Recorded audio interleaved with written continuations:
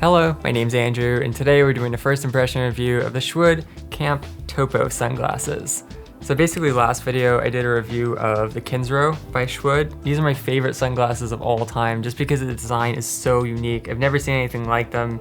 And Shwood uses predictably wood in their sunglasses, which is really unique. And they're also made in Portland, USA, another thing which a lot of companies don't do. But these are like the more premium line. And so even though the build quality is really good, I just wouldn't risk going on like really rugged adventures outside with them. So they also have a series or a collection called Camp, and these are kind of like a middle of the road sunglass. So they've got some really good durability, but they've also got some good style to them. And for me, they're like an alternative to a Ray-Ban Wayfarer type of sunglass. And as someone who's had the Wayfarer before, they're now, I think they're up to like $200. So these are half the price. They're like $100. And with Ray-Ban, you're like 50% of what you're paying for is just the brand name, you know? So I really like the build quality of these. They also, the TOPO has black walnut on the side, which looks really amazing.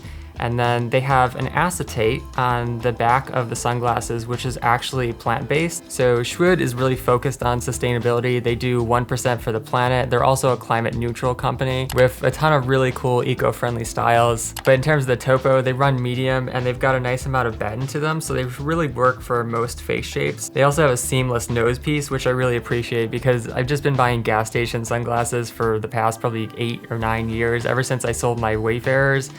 And what I like about this is that it doesn't leave that mark on your nose.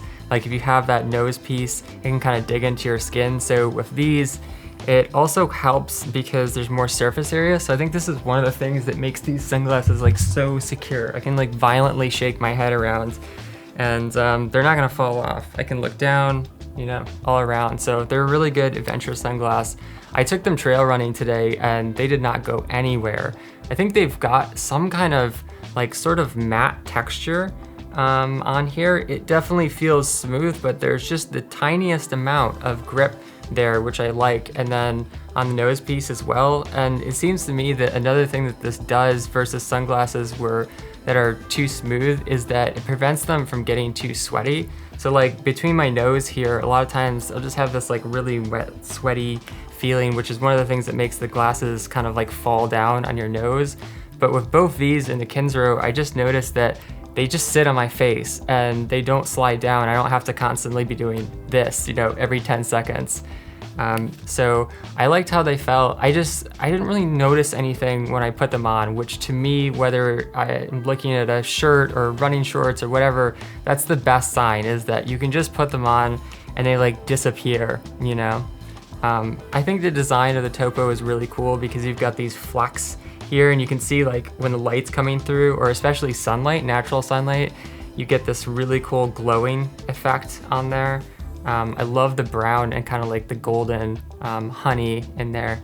In fact, if you look really close, it does sort of look like there's honey embedded in there. In terms of lenses, you can either go with the regular or the polarized, which is what I did, and they are super sharp. They use CR39, which is like the top of the top in terms of sunglass lenses. And like the Kinsro, when I was outside looking around, it was like, wait, am I wearing prescription sunglasses? Because everything just looks sharper than normal, but I was also able to be outside for a long time in extremely intense sunlight without getting any fatigue like I normally would. In terms of what's in the box, you get a cleaning sheet here, and you also get straps, which are really helpful if you were doing like whitewater rafting or something. You don't want them to fall off. They go really well with the color of the sunglasses as well. Then my favorite thing is the carrying case. Oh my God, this thing is so cute. It's like a mini sleeping bag for the sunglasses. I don't think I've ever seen anything this adorable with the product, and I don't know, I just love the fact that it actually matches the color of the sunglasses, you know? One thing to keep in mind with this though is that it's not a hard case, so